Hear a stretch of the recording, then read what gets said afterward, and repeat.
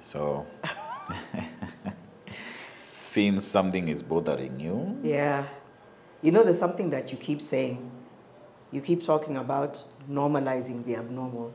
yes, You do. there is a culture in everything, and there is a tradition. Yeah. A tradition is what protects us from harm. So whenever you break out of that tradition, there is a consequence. What has happened now is that people are not afraid of the consequences. That's true. So they normalize the abnormal. And because we are somehow woke, no one holds us accountable. In fact, if you are somebody who pushes for accountability, you're either called a prude, problematic, pretentious, pushing for things that are biased towards tradition are considered the wrong thing to do. So it's actually abnormal to do the normal. Yes. It's kind of switched. You know what two instances made me think of this conversation? One of them was, I don't know if it's just something that I and a few people, there's been a culture of, there's been so many sociopaths. Sociopath is a very strong term, and it's been there for generations, and we've seen it play out. But there's this caliber of people who make a premeditated move with the intention to get from you, use you, discard, and move on to the next. And they're just moving and gliding through Nairobi and cities, and it's so wild. I was reading a little bit about sociopaths. And by the way, I'm not here trying to sit on a holier than thou seat. I'm sure a lot of us in the past have done or said things where it's like, check yourself. I'm talking about people who have cultivate a lifestyle, a literal lifestyle out of leeching off people by lying, manipulating, threatening, or it goes from extremes of over-threatening to over-charming. And the moment they feel like they've gotten what they need from you, they move on to the next. And it's happening with men and women. And I don't know whether we're normalizing it or whether because we've become numb to the normal and right way to do things, we're accepting certain patterns that are actually unlawful or unhealthy. It's wild. You'll see someone getting into the same pit despite warnings and what we now call red flags. They think they are the savior. Yes. They will come and change this person, or Yeah. all you others have been doing something wrong. Let me be the savior. Yes. I'll show you how it's done. I'll show you how it's done. And before they know it, and then there is, of course, the innocent ones that fall for a genuine, they are the good people. And I have another phrase I say, it's the bad people that make good people bad. Yeah. Because as a good person, you open up, you get into this business partnership, you have all the good intention, but the partner you are with has an end plan, is to get all your contacts and leave. Thank you. And it's the most painful thing when you sit up and you're like, oh my God, I thought we had something going on. And you come from a place of trust. And another thing, sociopaths are very charming. So because the world can be hard, and we've talked about hard and soft landings before, if somebody comes to you and they disarm you, they're kind and they're so attentive and so all the things that you feel like you've been missing. I'm not putting this on the video to tell people to be scared of somebody like that. They're still amazing, kind people. But at the back of our minds, Moss, there's always a signal after a while that says, something here isn't adding up. Yes. I haven't met this person's community.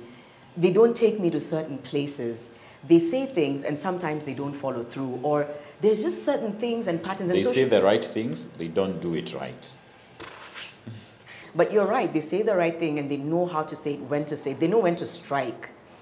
And then before you know it. How to apologize, and how to come through. My God. And sometimes even when they apologize, they'll actually make up for it.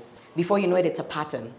And it's only when either somebody, catches them or when they feel like you're getting warmer, they bolt. But guess what? They're on to the next. Yeah. So I don't know whether that's normalizing, but I think what we're trying to say is, guys, there's a lot of sociopaths and they move really smooth. And I think asking for receipts, and I keep using the disclaimer, nobody is sitting here saying, I'm higher than thou, I'm holier than thou. I'm talking about people who seem to have a pattern It's in pop culture. Don't even go far. Watch The Good Nurse. Bottom line is, we're not saying like 1 in 2 people is a sociopath. We're not saying now check your friends and family. We're just saying that there's certain people and certain patterns that are harmful and perpetuated and enabled because we're okay just knowing the surface level. We don't need to get into it. They're already so kind and pretty and handsome, and they're good at what they do and they talk a good talk.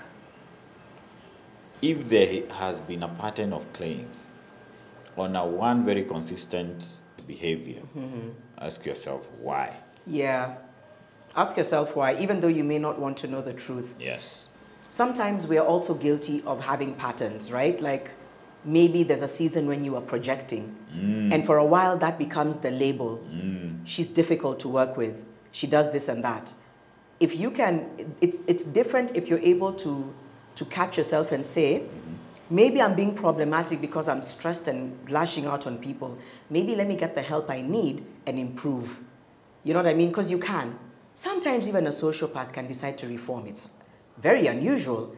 The point is, don't mistake a season of something happening to a person and label them for the season they were going through. Yes. But there's somebody who, throughout the seasons, it's the same thing. Yes, there's and the a mistakes, and there's a consistency in the claim. So differentiate between, because we've all gone through seasons where we could have done better. We could have been better. We could have showed up better. We made mistakes. We held ourselves accountable. We were held accountable. And then decided, let's try things over. Heal, don't project. Make sure you're speaking your mind. Make sure you're speaking for yourself. That's different.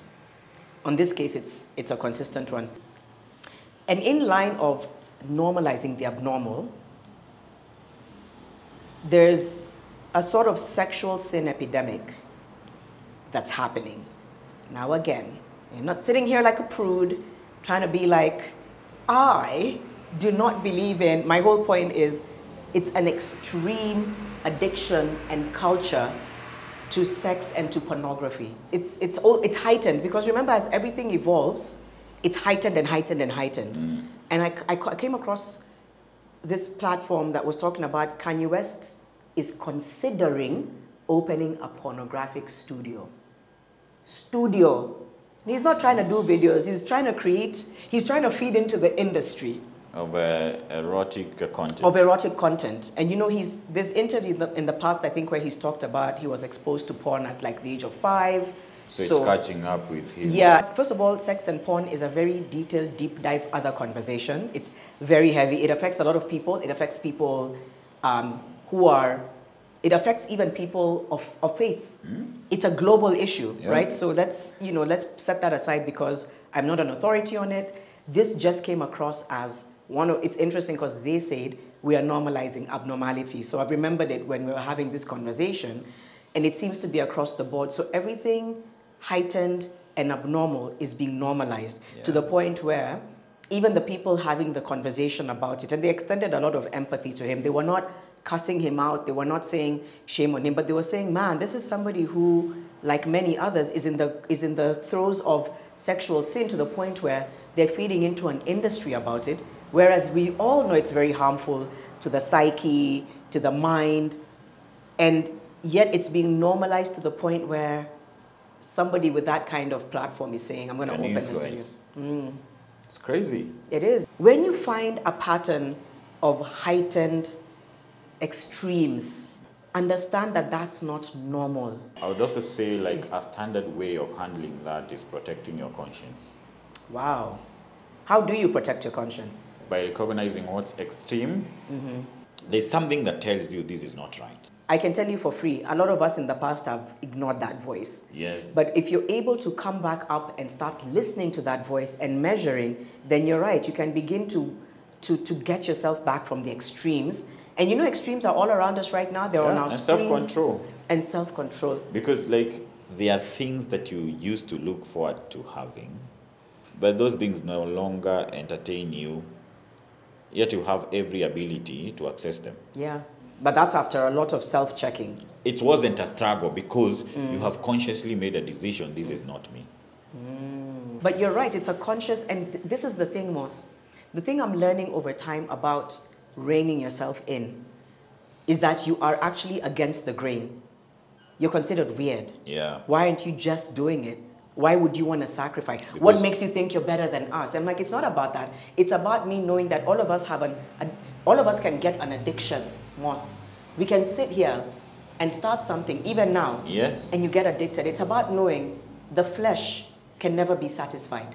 And as long as, so you have to have control over that and understand that, especially if you're the kind of person who has an addictive personality. Yeah. I think the one thing we need to do now, more than ever, is to listen to that voice, follow where it's going, be gentle with yourself if you feel like you are caught up in it. Be gentle to yourself right now if you're grappling with all kinds of things, whether it's alcoholism, smoking, sexual sin, whatever it is. But I think the first step is in knowing that you can reclaim yourself. It takes a while, but in the long run, there's a peace and ease that comes with it, that whether or not you're going against the grain, whether or not you're uncool and unpopular, your self-preservation will keep you.